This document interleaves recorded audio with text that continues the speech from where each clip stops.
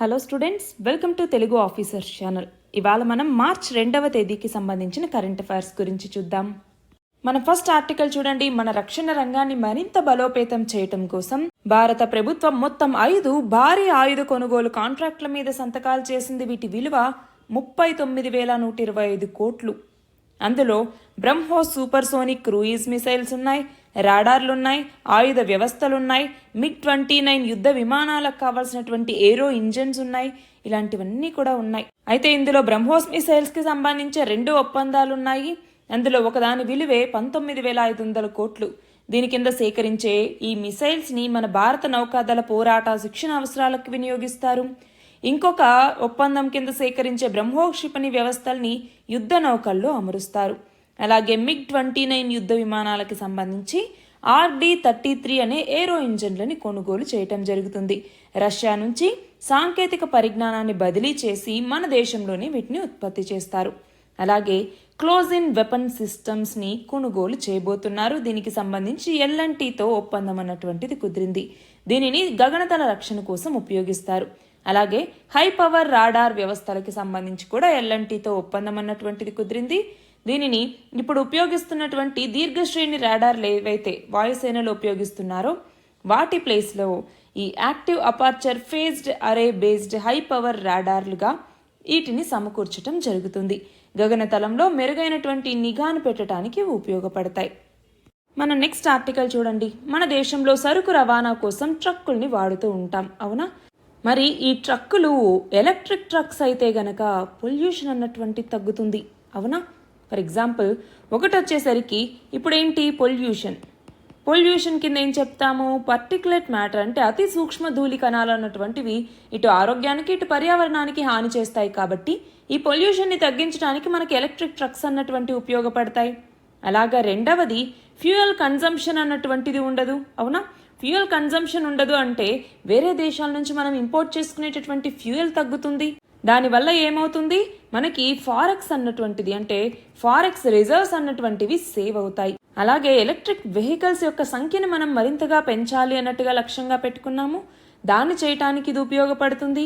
అలాగే ఎన్విరాన్మెంట్ ప్రొటెక్షన్లోనూ ఉపయోగపడుతుంది, అంతేనా? దీని నుంచి కార్బన్ ఎమిషన్స్ అన్నటువంటి ఉండవు కాబట్టి ఎన్విరాన్మెంట్ ప్రొటెక్షన్లో ఉపయోగపడుతుంది. డీకార్బనైజేషన్ అంటాము. డీకార్బనైజేషన్లో కూడా వీటిని ఉపయోగిస్తాము. ఎలాగా? ట్రాన్స్పోర్ట్ సెక్టార్ని డీకార్బనైజ్ చేయటం. సో దాని ద్వారా ట్రాన్స్పోర్ట్ సెక్టార్ని పర్యావరణ హితంగా చేయటానికి ఉపయోగపడుతుంది. మరి ఈ నేపథ్యంలో ఎలక్ట్రిక్ వెహికల్స్కి సంబంధించి అంటే ఎలక్ట్రిక్ వెహికల్స్ వైపు షిఫ్ట్ అవ్వటానికి మన భారతదేశం ఎలాంటి ఇనిషియేటివ్స్ని తీసుకుంది అంటే అందులో ముఖ్యంగా ఫేమ్ స్కీమ్ అన్నటువంటిది. ఫేమ్ అంటే ఏంటి? Faster adoption and manufacturing of hybrid and electric vehicles initiative అంటాం. అలాగే national electric mobility mission plan అన్నటువంటిది ఇంకొకటి. అలాగే ట్యాక్స్ ఇన్సెంటివ్స్ ఇవ్వటం. అలాగే PLI అంటే ఏంటి? ప్రొడక్షన్ లింక్డ్ ఇన్సెంటివ్ స్కీమ్స్ అన్నటువంటివి ఇవ్వటం. బ్యాటరీ మ్యానుఫ్యాక్చరింగ్లో సబ్సిడీ అన్నటువంటివి ఇవ్వటం. అలాగే పబ్లిక్ ట్రాన్స్పోర్ట్ని దీని ద్వారా మరింతగా ఎన్హాన్స్ చేసుకోవచ్చు ఎలక్ట్రిక్ వెహికల్స్ ద్వారా. సో ఇవన్నీ కూడా చేయొచ్చు. అయితే ఎలక్ట్రిక్ వెహికల్స్కి సంబంధించి ఇప్పుడు ఉన్నటువంటి కాస్ట్ కావచ్చు, లేదు ఇన్ఫ్రాస్ట్రక్చర్ డెఫిషియన్సీస్ ఏవైతే ఉన్నాయో వాటిని రిజాల్వ్ చేసుకుంటూ మరింత వీటిని కనుక మనం ప్రమోట్ చేసుకుంటే కనుక అప్పుడు సస్టైనబుల్గా మనము మన యొక్క డెవలప్మెంట్ అన్నటువంటిది చేసుకోవచ్చు. దానికి సంబంధించిందే ఈ ఆర్టికల్. నెక్స్ట్ ఆర్టికల్ చూడండి. పసుపుకు సంబంధించి టర్మరిక్ అంటాము. టర్మరిక్ యొక్క శాస్త్రీయ నామం ఏంటి? కర్క్యుమా లాంగా అంటాము. ఇది ఒక ఫ్లవరింగ్ ప్లాంట్ అన్నమాట. జింజర్ ఫ్యామిలీకి సంబంధించినటువంటిది. అయితే దీనికి ఈ కలర్ ఎందుకు వచ్చింది అంటే ఇందులో కర్క్యూమిన్ అనేటటువంటి ఒక ఎల్లో కలర్ ఫినాలిక్ కాంపౌండ్ అన్నటువంటిది ఉంటుంది. దానివల్ల దీనికి కలర్ అన్నటువంటిది వచ్చింది. అయితే మన భారతదేశం అన్నటువంటిది పసుపు యొక్క ఉత్పత్తికి సంబంధించి అలాగే ఎగుమతికి అంటే ఎక్స్పోర్ట్స్కి సంబంధించి మనం మొదటి స్థానంలో ఉన్నాము. అందులోనూ తెలంగాణ అన్నటువంటిది, మహారాష్ట్ర, తమిళనాడు ఇవన్నీ కూడా ముందంజలో ఉన్నాయి. మనం చూస్తే ట్రాపికల్ కండిషన్స్లో ఎక్కువగా ఇది పెరుగుతూ ఉంటుంది. అయితే ఇక్కడ ఏంటి? ఈ యొక్క పసుపుకు సంబంధించి కనుక మనం చూస్తే దాదాపు మన భారతదేశంలో ఎన్నో లక్షల ఎకరాల్లో దాదాపు 9 లక్షలకు పైగా ఎకరాల్లో పసుపు పంటను సాగు చేస్తూ ఉన్నారు. కానీ పసుపు సాగు విస్తీర్ణం పెరుగుతోంది, కానీ పసుపుకి కావాల్సినటువంటి ధరలు అన్నటువంటివి సరిగ్గా ఉండట్లేదు. అలాగే ఇప్పటిదాకా మన భారతదేశంలో పసుపు బోర్డు అన్నటువంటిది ఏర్పాటు చేయలేదు. కాకపోతే లాస్ట్ ఇయర్ పసుపు బోర్డు ఏర్పాటు మీద ఒక అధికారిక నోటిఫికేషన్ ఇవ్వటం, తెలంగాణలో ప్రధాని ప్రకటన చేయటం వల్ల తెలంగాణకే వస్తుందనేసి అనుకుంటూ ఉన్నారు. కానీ ఏ రాష్ట్రానికి ఇస్తాము ఈ పసుపు బోర్డు అన్నటువంటిది అనేసి కేంద్రం ఇప్పటిదాకా అయితే చెప్పలేదు. కాబట్టి ఇక్కడ ఏమంటూ ఉన్నారు, పసుపు సాగు చేసేటటువంటి రైతులకి తగినటువంటి ప్రోత్సాహకం ఇవ్వాలి, అలాగే మద్దతు ధర అన్నటువంటిది కల్పించాలి. ఇప్పుడు టర్మరిక్కి మద్దతు ధర అన్నటువంటిది లేదు. ఎందుకని టర్మరిక్కి మద్దతు ధర అన్నటువంటిది లేదు? పసుపుని మనం సుగంధ ద్రవ్యాల విభాగంలో చెప్తాం కాబట్టి దీనికి ఎంఎస్పి అన్నటువంటిది ఉండట్లేదు. దాంతో పసుపుకు సాగుకు కావాల్సినటువంటి వ్యయమేమో పెరుగుతూ వస్తున్నా దాని నుంచి వచ్చేటటువంటి ఆదాయం మాత్రం తక్కువగానే ఉంటుంది. దానివల్ల రైతులకు ఇబ్బంది అవుతోంది. దీనివల్ల ఏమవుతోంది, సాగు అన్నటువంటిది కూడా తగ్గుతూ వస్తుంది. ఒక్క తెలంగాణలోనే చూసుకుంటే 89,000 ఎకరాల్లో సాగు అన్నటువంటిది తగ్గింది. నెక్స్ట్ ఆర్టికల్ చూడండి, ఐక్యరాజ్య సమితికి సంబంధించి. అందులో యుఎన్ఎస్సి యునైటెడ్ నేషన్ సెక్యూరిటీ కౌన్సిల్లో మార్పు కావాలి అన్నట్టుగా మన భారతదేశం ఎప్పటి నుంచో అడుగుతోంది. మార్పులు కావాలి, మారుతున్నటువంటి కాలం కొద్దీ యుఎన్ఎస్సిలో కూడా రిఫార్మ్స్ అన్నటువంటివి అవసరం. ఎందుకంటే యుఎన్ఎస్సిలో మెంబర్ కంట్రీస్ చూస్తే ఒక్కసారి మెంబర్స్ ఎంతమంది ఉన్నారు అనేసి చూస్తే ఇందులో 5 పర్మనెంట్ కంట్రీస్ ఉన్నాయి, 10 నాన్ పర్మనెంట్ కంట్రీస్ ఉన్నాయి. మన భారతదేశం ఏమో non permanent country. Permanent countries లేదా P5 కంట్రీస్ అని పిలుస్తూ ఉంటాం. ఈ P5 కంట్రీస్కి వచ్చేసరికి వీటో పవర్ అన్నటువంటిది ఉంటుంది. అంటే ఏదైనా ఒక రెజల్యూషన్ని యుఎన్ఎస్సిలోకి తీసుకొచ్చినప్పుడు అది ఇంతలో ఈ వీటో పవర్ ఉన్న 5 దేశాల్లో ఒక్క దేశం దాన్ని అపోజ్ చేసినా అది ఇంకా రెజల్యూషన్ అన్నటువంటిది పాస్ అవ్వదు. మరి ఈ అధికారం కేవలం ఈ 5 దేశాలకే ఎందుకు? ఇప్పుడు ప్రపంచం విస్తరిస్తూ ఉంది, ఆర్థిక వ్యవస్థ విస్తరిస్తూ ఉంది. అలాంటి నేపథ్యంలో తగిన ప్రాధాన్యం ఉన్నటువంటి దేశాల్ని కూడా ఇందులో ఇంక్లూడ్ చేయాలి. అంతేకాని అప్పుడు ఎలా ఉన్నామో ఇప్పటికీ అలానే నడుస్తుంది అంటే కుదరదు. మార్పులు అనేవి కావాలి అన్నట్టుగా ఇప్పుడు చాలా దేశాలు అడుగుతూనే ఉన్నాయి. అందులో మన భారతదేశం కూడా ఒకటి. మరి అయితే ఇక్కడ మనకి తెలియాల్సింది ఏంటి అంటే, మన భారతదేశం ఇదిగో యుఎన్ఎస్సిలో మాకు పర్మనెంట్ మెంబర్షిప్ కావాలి అనేసి అడుగుతోంది. మరి ఏ బేసిస్ మీద ఇండియా అడుగుతోంది అంటే, ఒకటి, మన భారతదేశం అన్నటువంటిది లార్జెస్ట్ డెమోక్రసీ, వరల్డ్లోనే లార్జెస్ట్ డెమోక్రసీ.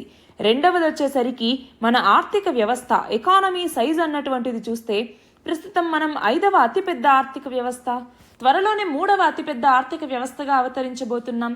మరి అలాంటి దేశానికి పర్మనెంట్ మెంబర్షిప్ అన్నటువంటిది ఉండాలి కదా. మూడవది వచ్చేసరికి మన భారతదేశం యునైటెడ్ నేషన్స్కి సంబంధించినటువంటి పీస్ కీపింగ్ ఫోర్సెస్లో మన భారతదేశానికి సంబంధించినటువంటి వ్యక్తులు ఎంతోమంది పాల్గొంటూ ఉన్నారు. ఎన్నో పీస్ కీపింగ్ ఆపరేషన్స్లో మన భారతదేశం ఇన్వాల్వ్ అయి ఉంది. అలాగే మన భారతదేశం అన్నటువంటిది ఇప్పుడు మనం చూస్తే గనక లార్జెస్ట్ పాపులేటెడ్ కంట్రీ. అంతేనా? పాపులేషన్ పరంగా చూసుకుంటే మొదటి స్థానంలో ఉన్నాం మనము. చైనాని బీట్ చేసి మనం ఫస్ట్ ప్లేస్లోకి వెళ్ళాము. అలాగే ఎకానమీ పరంగా చూసుకుంటే 5వ స్థానంలో ఉన్నాము. లార్జెస్ట్ డెమోక్రసీ మనది. మరి ఇన్ని ఉన్నప్పుడు మా భారతదేశానికి ఎందుకు ఇవ్వరు అన్నటువంటిది మన భారతదేశం అడుగుతోంది. ఇది మా హక్కు కాబట్టి మీరు మాకు ఇవ్వాలి అన్నట్టుగా ఎప్పటి నుంచో యునైటెడ్ నేషన్స్ని కోరుతూ ఉంది. అయితే మన భారతదేశంతో పాటు ఇంకో 3 దేశాలు కూడా ఈ పర్మనెంట్ మెంబర్షిప్ని కోరుతున్నాయి. ఈ 4 కలిసి G4 కంట్రీస్ అంటాం. మరి ఏంటి G4 కంట్రీస్ అంటే? ఏ దేశాలు ఉన్నాయి? మన భారతదేశం కాకుండా మిగతా 3 దేశాలు ఏంటి? దీని ఆన్సర్ కమెంట్ సెక్షన్లో ఇవ్వండి. మన నెక్స్ట్ ఆర్టికల్ చూడండి. చంద్రుడి మీదికి అమెరికాకి సంబంధించినటువంటి ఒక ప్రైవేట్ సంస్థ ల్యాండర్ని ప్రయోగించడం జరిగింది.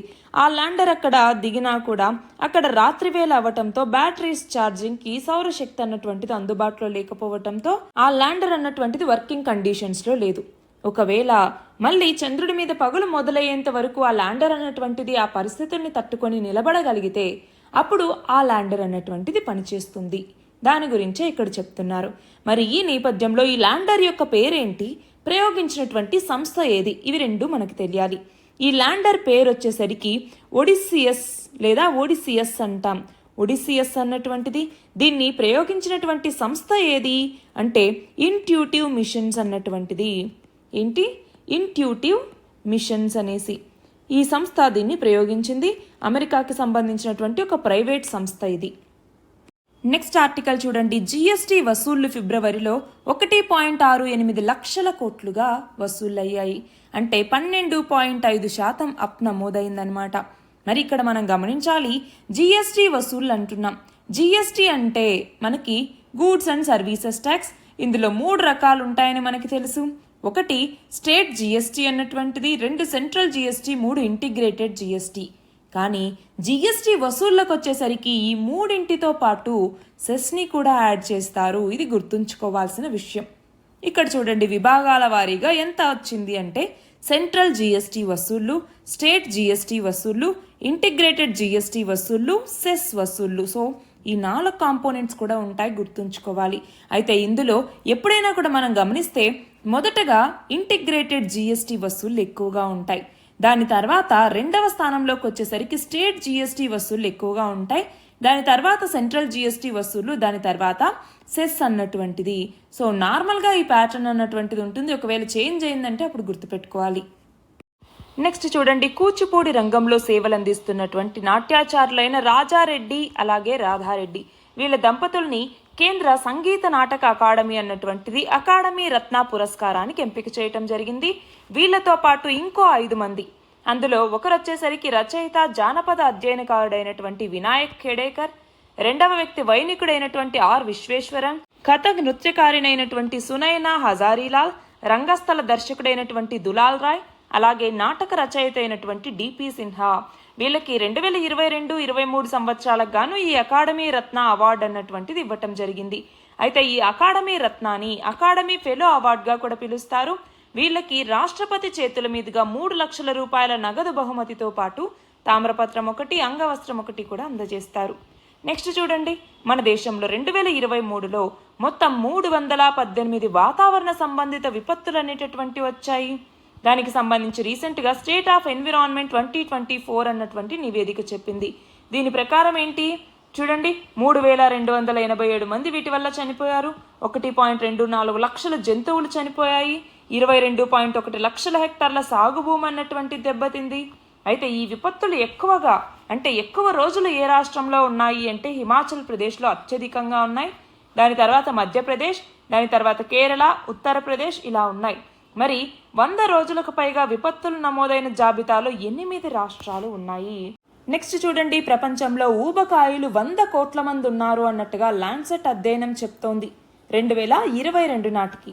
అందులో 15.9 కోట్ల మంది చిన్నారులు, అలాగే కౌమార వయస్కులుంటే 87.9 కోట్ల మంది పెద్దలున్నారు.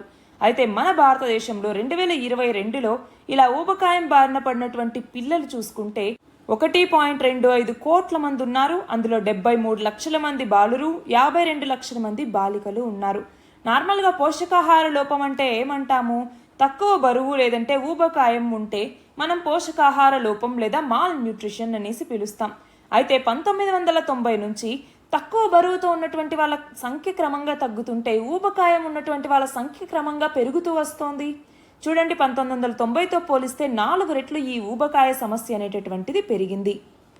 నెక్స్ట్ చూడండి, తెలంగాణ ప్రభుత్వం ఇచ్చినటువంటి 6 గ్యారంటీల అమల్లో భాగంగా కరెంటు బిల్లుకు సంబంధించి 0 బిల్స్ అంటున్నాం. అంటే ఈ 6 గ్యారంటీల్లో ఒకటైనటువంటి గృహజ్యోతి ఈ స్కీమ్ కింద 200 యూనిట్ల లోపు కరెంటు వాడేటటువంటి వినియోగదారులకి 0 బిల్లులు ఇవ్వటం అన్నటువంటిది ఇప్పుడు మొదలైంది అనేసి ఈ ఆర్టికల్.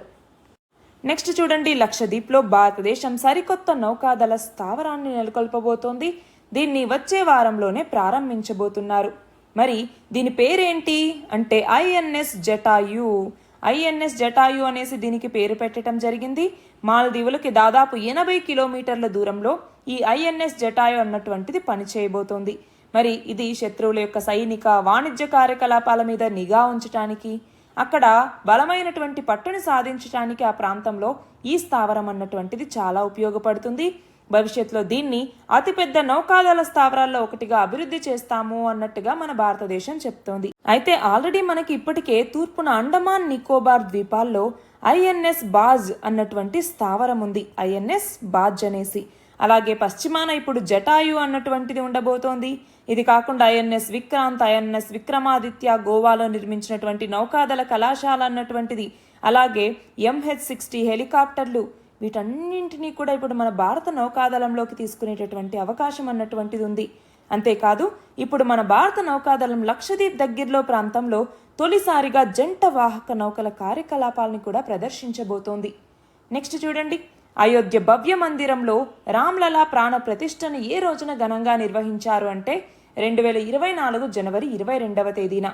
2024 జనవరి 19 నుంచి 31 వరకు 6వ ఖేలో ఇండియా యూత్ గేమ్స్ని తమిళనాడులోని 4 నగరాల్లో నిర్వహించారు. అవి ఏవి అంటే చెన్నై, మదురై, తిరుచి మరియు కోయంబత్తూర్. మరి ఈ పోటీల్లో స్వర్ణ పతకాల పట్టీలో మహారాష్ట్ర అన్నటువంటిది మొత్తం 158 పతకాలతో మొదటి స్థానంలో ఉంది. 2వ స్థానంలో తమిళనాడు, 3వ స్థానంలో హర్యానా ఉన్నాయి. ఇందులో తెలంగాణ 6వ స్థానం, ఆంధ్రప్రదేశ్ 13వ స్థానంలో ఉంది. నెక్స్ట్ చూడండి, దేశంలోని 1 కోటి గృహాలకి సౌర విద్యుత్ సౌకర్యం కల్పించడం లక్ష్యంగా ఇళ్ల కప్పుల మీద సౌర ఫలకాల్ని అంటే సోలార్ రూఫ్ టాప్ వ్యవస్థని నెలకొల్పటానికి 2024 జనవరి 22వ తేదీన ప్రధాని ప్రకటించిన కార్యక్రమం ఏది అంటే ప్రధానమంత్రి సూర్యోదయ్ యోజన. చివరిగా చూడండి, 2024 జనవరి 23వ తేదీన ఏ ప్రముఖ స్వాతంత్ర సమరయోధుడి యొక్క 127వ జయంతిని దేశవ్యాప్తంగా ఘనంగా నిర్వహించారు అంటే నేతాజీ సుభాష్ చంద్రబోస్. దీన్నే మనం పరాక్రమ్ దివస్ అని కూడా పిలుస్తూ ఉంటాము. ఇవి ఇవాల్టి important articles. All the very best and thank you very much.